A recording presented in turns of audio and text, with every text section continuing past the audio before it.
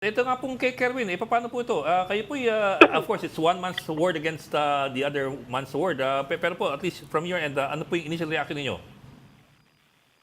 Yes, sabi ko nga sa iyo, Ed, sinungaling siya. Kung makita ko siya, suntukin ko siya sa mukha. Pero sir, Suntukin ko siya sa mukha kung makita ko siya. Sinungaling yan. Balak ba kayong i-confront si Kerwin? Either doon sa Quad Committee sa isang o sa Senate hearing. Senate? Hindi ko yan i-confront. Pag makita ka, suntukin ko sa mukha yan. Sinungaling yung ko na yan.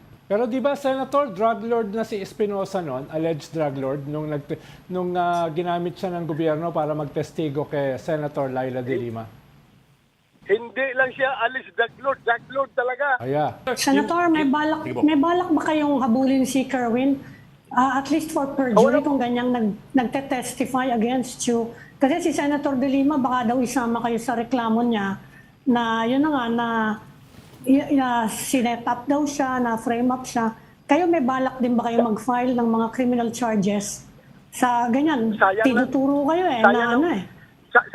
Sayang na panahon ko dyan sa kaso-kaso. Hindi man hindi man ako ganun kasing tao. Mahilig ko file ng kaso.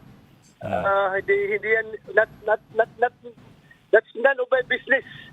Kaso-kaso.